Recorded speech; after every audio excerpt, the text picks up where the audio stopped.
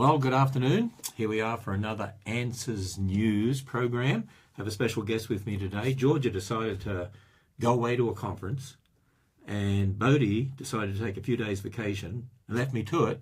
So I invited Dr. Jensen, Dr. Nathaniel Jensen. Dr. Jensen, you're here at Answers in Genesis, and you got a PhD from where? Was through the mail or something? A backwoods Bible college. Yeah. That no one's ever heard of. What's it called again? So we really had to scrape the bottom of the barrel to get me on the program here. I think it's called Desperate Measures. Harvard University. Is that Something right? like that. Yeah. Something like that. What is your PhD in, by the way? I like to say biology because otherwise it gets too complicated. Oh, okay. Yeah, I always forget. So we're going to have a great time today. This is going to be a little different perspective. We're going to start off now. As I always remind you, we actually put in there, pin in the comments, a list of all the articles so that people can go and check them out later and follow them. And we have lots of people who are starting to come on board right now, and some starting to send emojis across the screen. Okay, I need a lot more emojis so we can get underway here. I've sort of got to get the energy up to get those little emoji things coming in. And they're starting to come in more and more. Here we go. That's great. And I see some hearts and some thumbs up. And all right, so we're going to... anything funny happen to you this week? No? I mean, you're a scientist. Does anything ever funny happen to a scientist? Probably not. We're very boring. Do you ever tell jokes? Rarely. Rarely? We're not very good at it. Okay, all right.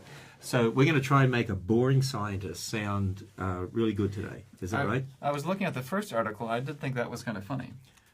Oh, you did? Yeah, why is that? P.Z. Myers complaining about your racist bent, apparently. Now, I realize you've talked about this for several decades. Yes. And you have a book here, One Race, One One Blood. Blood, that has your name on it, and even a picture in the back in case people don't know who Ken Ham is. Yeah. And you have a museum, you have an exhibit at the museum. Yes. And there's plans And at the Ark. to develop a whole section of the Ark to discuss this. Well, we actually have some exhibits at the Ark on Babel and dispersion of races. And P.Z. Myers, who's an atheist, associate professor of biology at University of Minnesota, Morris, when he led a group of atheists here to the Creation Museum a number of years ago, and he went through our section on Babel, then he went away and wrote that we teach here that black people came from the curse of Ham. And actually, I teach against that. You have a personal problem with that. There's no such thing as the curse of Ham anyway in the Bible. It was Canaan that was cursed. And we don't teach that at all here. I mean, I know whether these people actually lie, or is he just not, I don't know, does he not understand what we're saying or whatever it is? Well, just recently, I actually did a few tweets. You know, the other thing that's interesting is the number of times I find people like this. You do your tweets, and they're 140 characters you can have in a tweet, and they treat it as if I wrote a scientific paper. That's the amazing thing. You used to go find out how to do research. But it would save me a lot of time if I could write papers like that. Yeah, 140 characters. I don't know why I'm writing 34 pages of it. Then they treat it as if I've done this scientific paper, and then they critique it, and they spend pages and pages critiquing it. Anyway. Could have saved me a lot of work as a PhD. What I did was, and I do this in my talks, I held up a white sheet of paper and said, I'm not a white person. Do I look white?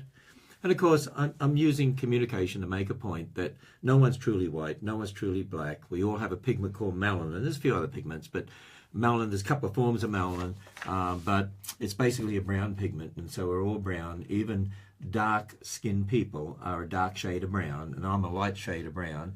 And I was talking about the fact that we all go back to Adam and Eve, we're all one race, and the answer to racism is actually the account in the Bible that we're all equal before God. We're all sinners. We all need the same solution, Jesus Christ.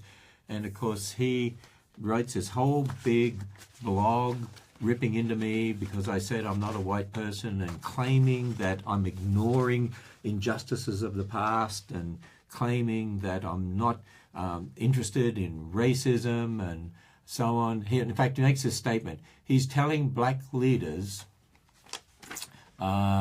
to stop referring to race because he is actually the same color as they are. Well, actually, I'm telling everyone, doesn't matter whether they're dark or they're light, that it's best not to use the word race anymore. And in fact, the secular world actually says that, because there are no different races biologically, because we're all one race. In fact, when the Human Genome Project in the year 2000 mapped the human genome, they said we're all one race. And so here's P.Z. Myers, this atheist professor, who's trying to make out that I'm some sort of white guy ignoring the plight of black people in America, and that's just a load of nonsense. Maybe you could clarify what you really believe about racism, once and for all. What I really believe about racism is wrong, and I'm not blaming evolution for racism. Racism is a result of sin.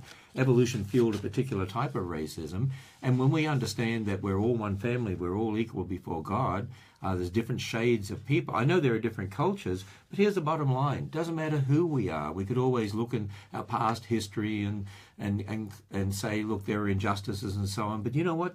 When we look at it from a perspective of the gospel and God's word, we don't deserve even to exist. We committed high treason against the God of creation. You know what we should be doing? Like Paul, woe is me, who can deliver me from this bondage of sin and corruption? And we should be there saying, praise the Lord that he would save someone like me.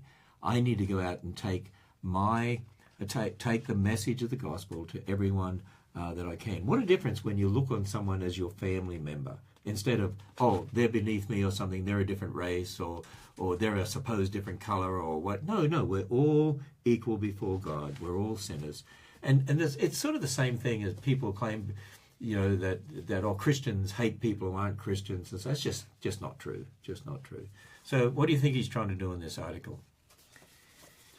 Rant, yeah, rant. Because what he does so well. I think he's just angry at God and angry at anyone who stands for God's word. I think that's what it's all about. Doesn't want to hear about the gospel, and makes all sorts of false claims in here about me. But if anyone reads our website, comes to the Creation Museum, comes to the Ark, you see we're against racism, we're against prejudice, and we want people to understand we're all one race biologically. Actually, I teach people there are two races, the saved and the unsaved. So spiritually there's two races. But and we don't deny that there's been injustices, and there are certain groups that have all sorts of problems and all the rest of it. But the point is that he refuses to understand, and that's why he gets it all wrong when it comes to us, is that the gospel changes all that. So, alrighty. Nathaniel, say something. Say something intelligent. Poor P.Z. Myers.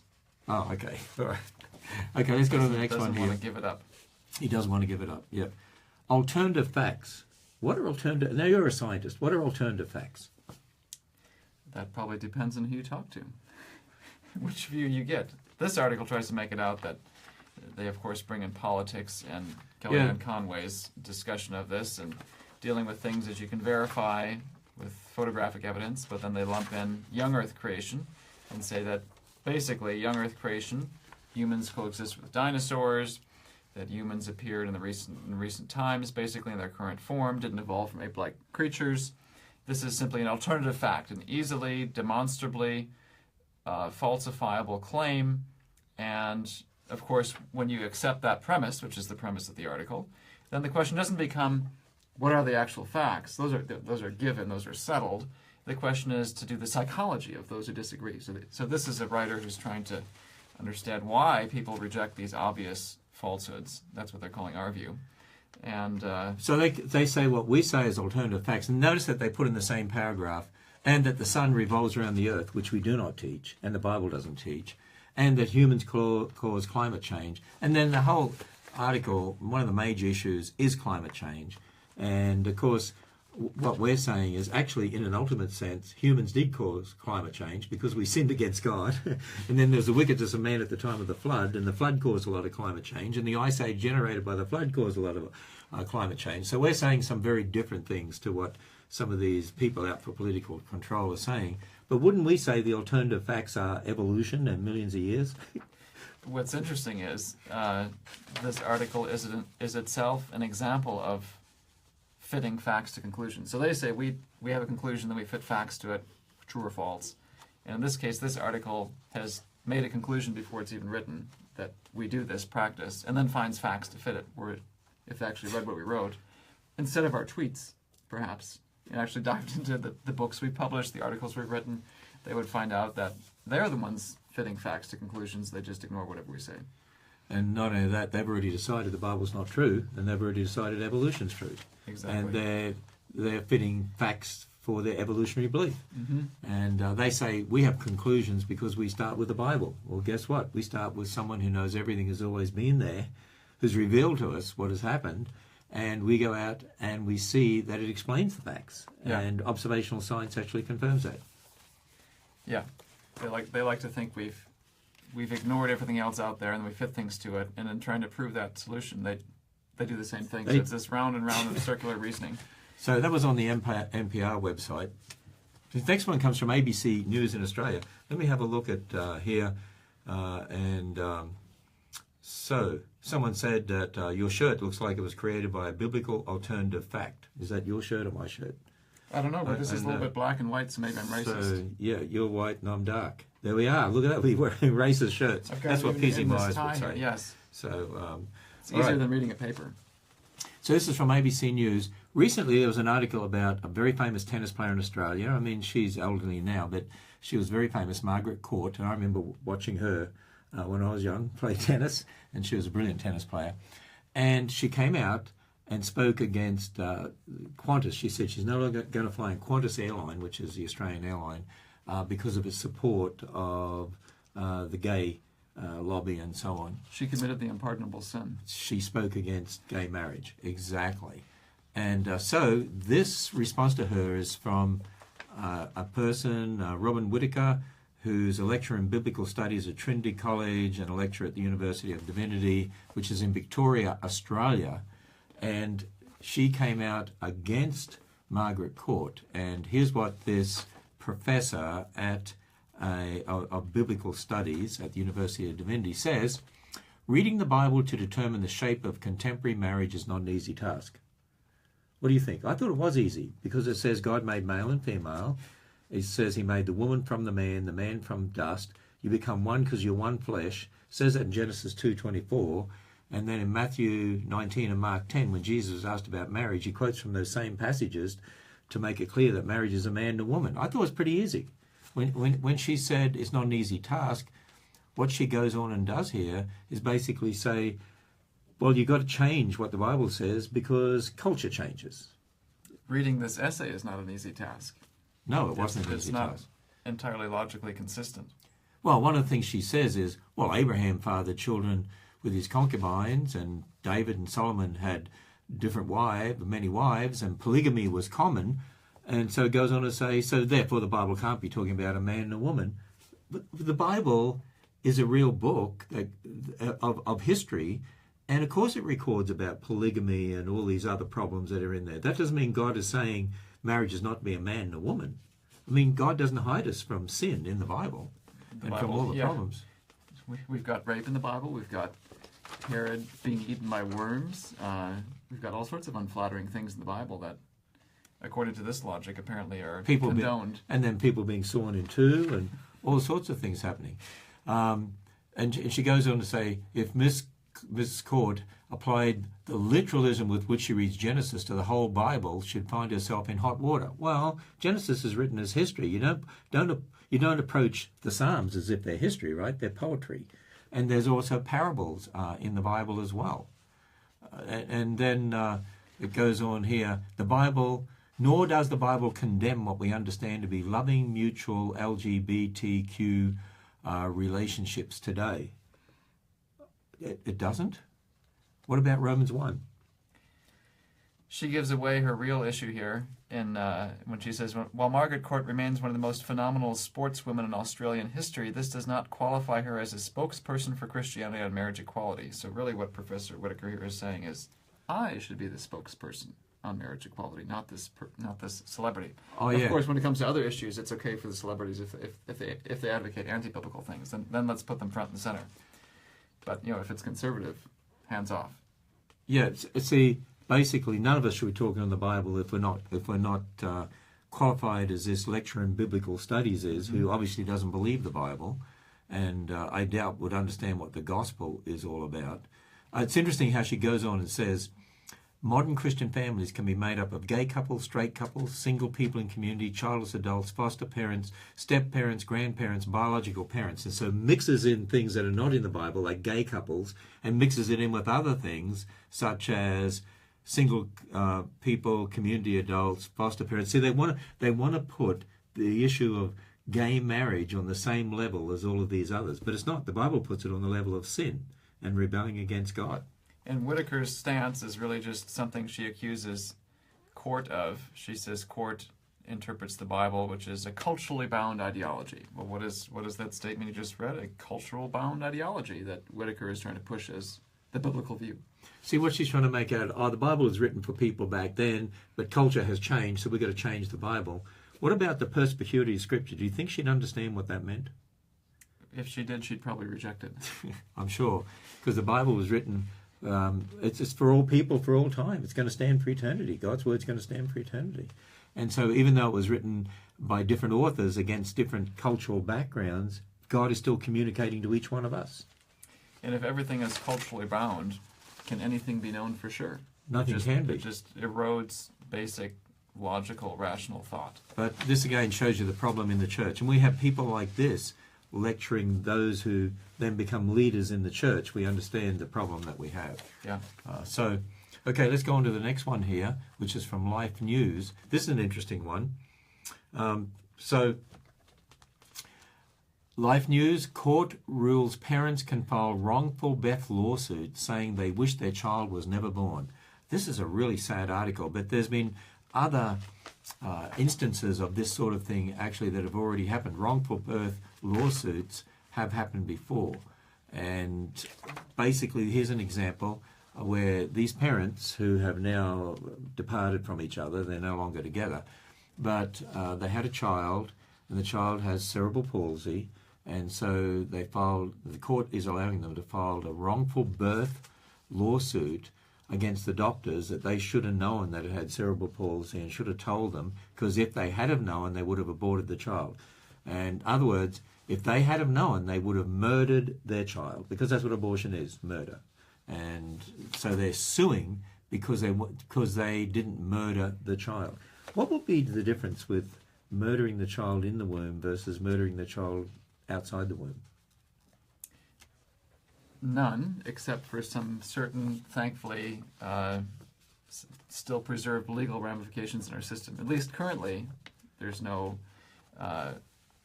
condoning murdering outside the womb, though that may change given enough time. So this is one of the saddest things I read. Well, so shocking. It's another example of once you abandon God's word, anything goes. And the fact that the courts are even allowing this now. So I just wonder how long it'll be before, if we had known our child was going to be born this way, we would have aborted them, so we should be able to kill them now. I wonder how long it'll be before that happens. And people might say, no, that would never happen. Why not? Because you've got countries that allow euthanasia not just for adults, but for children. That's actually happening in our Western world. You take away the weak from the old, from the young, and eventually it just goes into the middle. And I used to be skeptical of evolution impacting morality directly, but really, if your default position is, I'm not going to think about the scripture, there is no ultimate judge to whom I'm accountable. Right. And if the cultural mentality is survival of the fittest. The only other option really is God, takes care of me and enacts ultimate justice. If your thought is, I got to take care of myself, which is survival of the fittest. Survival of the fittest. This is what happens. And then the least fit, the most helpless, are the consequence. And the only reason these other rules probably aren't enacted is because there's still resistance. Yeah. Once that resistance goes away, well, remember, dog eat dog. Margaret Sanger was the founder of Planned Parenthood. Planned Parenthood is one of the biggest abortion providers in America, in the world, in fact. And she certainly wanted to try to really apply that, didn't she, to get rid of those that she considered unfit and certain people not be allowed to breed and that sort of thing. And they get away with it, have no problem with it, because there's nothing that helpless can do to defend themselves. So the fittest move on. And we see what's happening in our Western world. The more we abandon God's word, the more we just see everyone doing what is right in their own eyes. Then you start to realize what it must have been like. I think we get a glimpse at the time of Noah when it says every thought of their heart was evil continually. Can you imagine how bad it must have been? It must have been absolutely incredible. I was just reading, and this is not in the link here, but I was just reading on Fox News last night about these people that were demonstrating against the White House, LGBTQ, and they're demonstrating and they're all upset and so on. and they're showing such hatred and intolerance because of actually they want their views of gay marriage and transgender and the bathroom issues imposed on everyone else. That's what they want, and the hatred they're showing. And I thought, can you imagine what it must have been like at the time of Noah? But what about even the time of Sodom and Gomorrah? And look how God chose Sodom and Gomorrah. Well, anyway, let's go on to this next article here. Now, this is from BioLogos. Okay, so BioLogos, one of your favorite organizations, Dr. Jeanson, right? BioLogos is an organization that's set up, it's funded with millions of dollars, primarily from the John Templeton Foundation, and their sole aim is to convince people in the church to believe in evolution and reject a literal Genesis. I mean, you go and read their website, that's the aim, biologos.org. And what's so dangerous about them is the deceptive way in which they do it. Because if you go to BioLogos, they will state, oh, we're both after the church and after the unbelievers. But in practice, if you actually hold them accountable, which drum do they continually beat and push and push and push and push? The church. Virtually nothing then reaching the unbelievers. It's all about converting people within the church.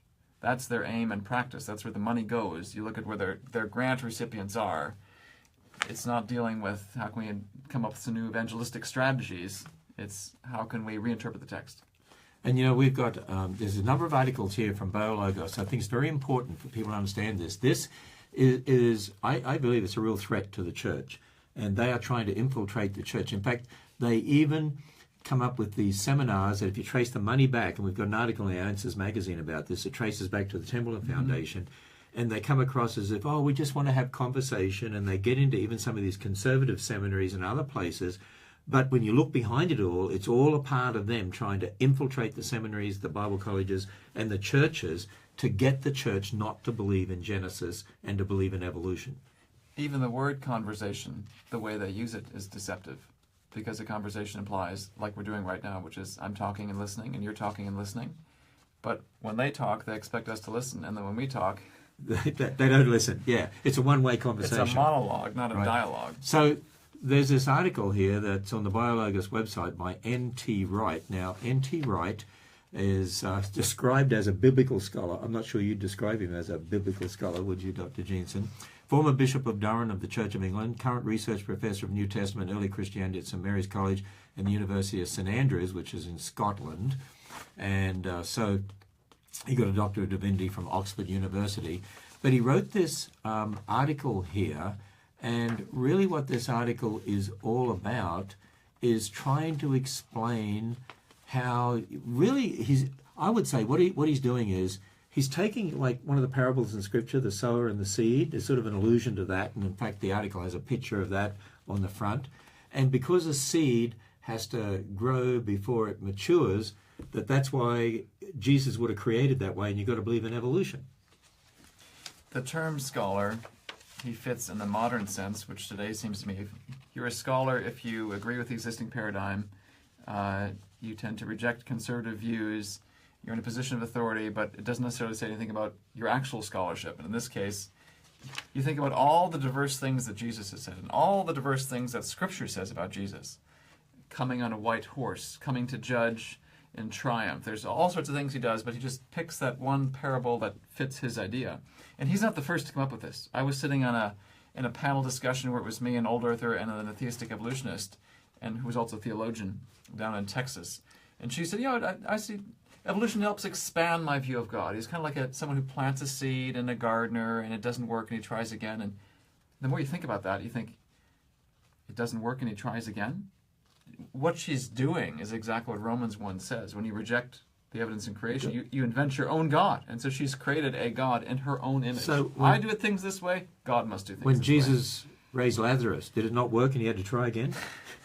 So you pick and choose whatever you want to make it fit your evolutionary story. What is interesting is he writes this whole article. There's sort of allusions to like the sower and the seed and to the Bible, but there's no specific verses of Scripture. There's no verses of Scripture all about the fact that, hey, wait a minute, the Bible makes it clear death, bloodshed, disease, suffering is a consequence of sin.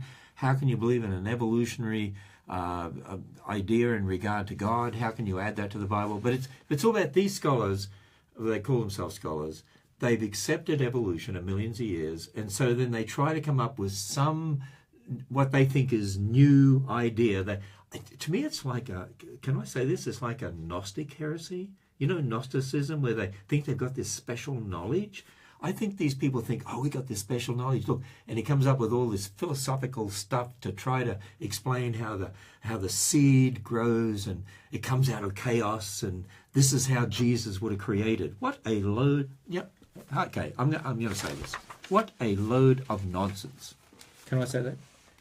The sad thing is, I mean, you're a scientist. Yeah. Am I allowed to say that? Yeah. The sad thing is with biblical scholarship, what is the typical PhD program? Come up with something new. Yeah. Well, the Bible has kind of been unchanged for a couple thousand years. Right. So how are you supposed to come up with something new? Well, what typically happens then? You invent this nonsense. Yeah. Oh, you use the word nonsense. That's the result. Excellent. It is nonsense. Okay. So he writes for BioLogos, which should tell you what BioLogos is all about. Mm-hmm. Then there's another article here. This was in Christian Today. It's called God, Apes and Confused Creationists, Why Christians Can't Make Science the Enemy. And this is about the discovery of some bone fragments that it says has divided the conservative Christian community, with young earth creationists torn on what to say. Scientists made a discovery. 2013, they found these bone fragments in a cave in South Africa. The bones seemed to belong to a hominid species then unknown, but with striking similarities to present-day human beings. The species were given the name Homo natali, and speculation soon began about what to make of them. And it goes on to say, creationist Ken Ham's response was a characteristic of a committed creationist. He said, the discovery changes nothing about our understanding of human history. You see, the only eyewitness of human origins is the one provided by God, our Creator, and in the Bible's book of Genesis. And for Ham, the bones simply belong to apes. And then it just goes on and talks about the fact that, people like young earth creationists like Ken Ham and Dr. Jensen, they basically say you've got to choose between scripture and science and you can't have both. But we don't say that, do we? No, and I thought this was a very clever article on a very touching human interest story. What excites people more than the question of our own origins? Right. And where did we come from? Who are we? What gets the blood pressure higher than the question of ape-men fossils? And they've been wanting for years to catch us and say, see, you can't. There are actual transitional forms, and if they can show that, see, even the creationists can't decide what it is. Therefore, it's a transitional form. They think this is what this Homo naledi represents, when in fact, you think of the bigger picture. They've spent how many years trotting out one example of a transitional form after another, only to retract it, and then trot it out and retract it. They make the news, and of course they expect us to respond. So at some point they're going to trot something out that's based on sloppy evidence, and of course because of the culture in which climate in which we live, give us an answer. And then if we disagree because they only got a smattering of bones which don't contain the most important elements of the skeleton which to make your decision, see, the creationists can't agree. No, it's the evolutionists invent things now almost out of thin air, and once we get more evidence, which is shocking, the most important thing we need in this debate right now. Well, there are sometimes you come up with an answer. Sometimes until you actually get the actual paper, find out actually what they found, actually able to see it all, you can't really make a comment, because there are times they mix bones together, there are times they make just outlandish statements. A lot of times the newspapers report on it, or some of these articles just actually embellish what they've actually found. The interesting thing right at the end, it says, but thoughtful groups like BioLogos show that you can have both evolution and a God who is holy and powerful to present the world. So their real motivation in this whole article was to undermine people who believe in literal Genesis like us, and to promote this BioLogos organization that is really the leading compromise organization, which brings me to, we'll get one more of these done today. We had some others to do there on supposed feathered dinosaurs, but we don't have time for that. But thought we can finish with this one, Dr. Jensen, and that is, this is a BioLogos one as well.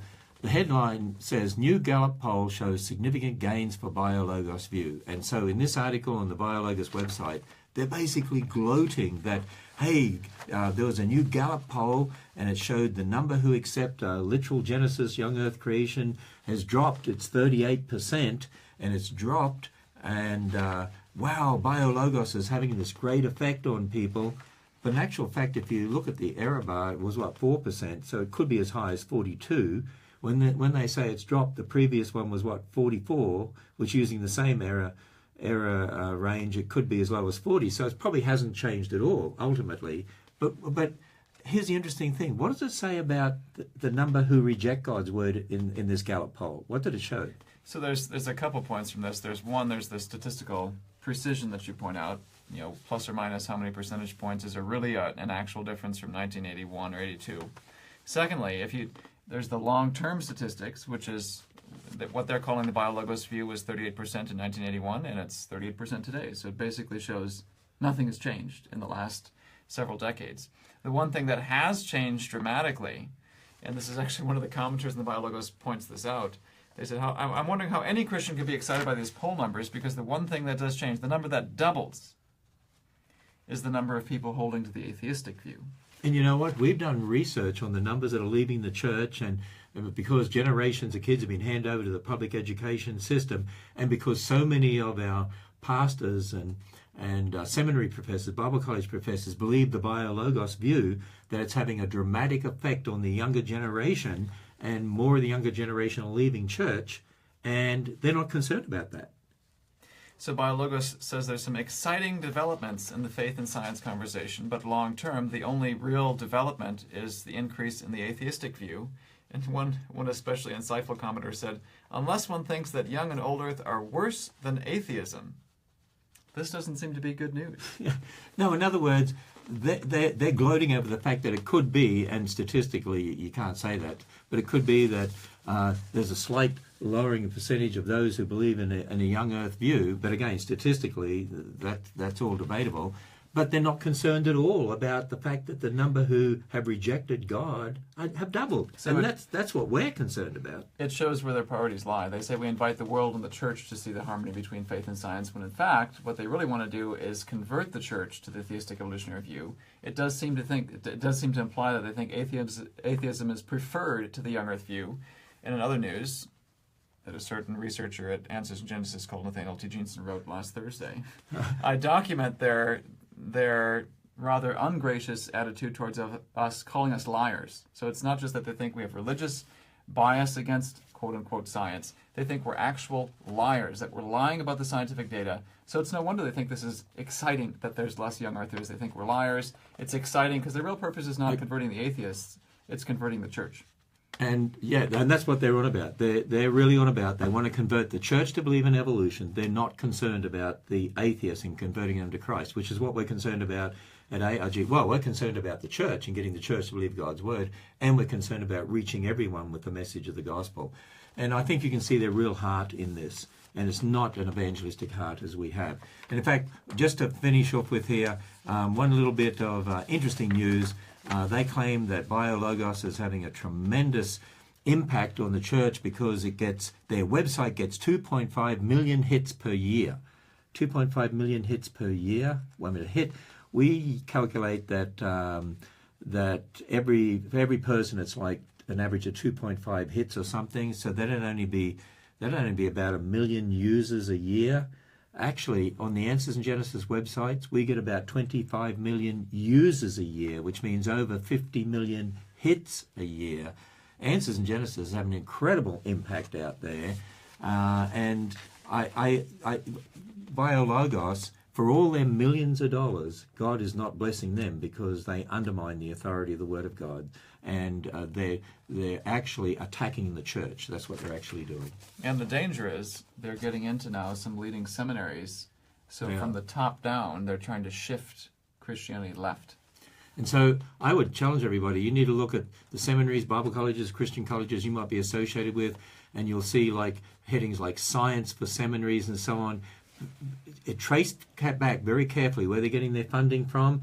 And if it's associated with BioLogos and back to the John Templeton Foundation, you'll know what their real motive is all about. And ask them if they think we're liars. Yeah, exactly.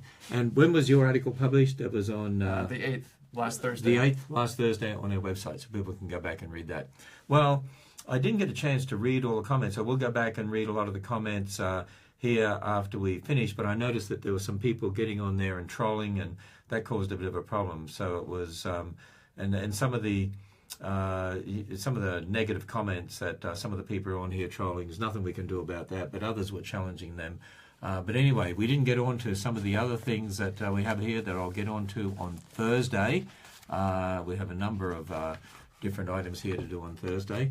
And so maybe Nathaniel, I'm going to have Brian Osborne here on Thursday. Maybe you could be back here again too to talk about some of these that you'd already prepared for in regard to dinosaurs with feathers. That's a big issue that I wanted to deal with, so we'll deal with that on Thursday. With that, we better sign off. We've got a little overtime here today. See, when Georgia Purdam's away and Dr. Purdam and Bodhi's away, we just take over, right?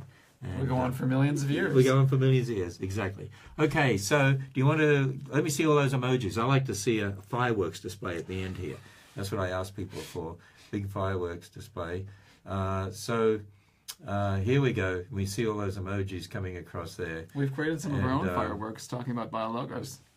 So, there we go. Yes, we have. We created some fireworks talking about BioLogos. We need to warn people about the BioLogos organization. So with that, we're going to sign off. Have a great day.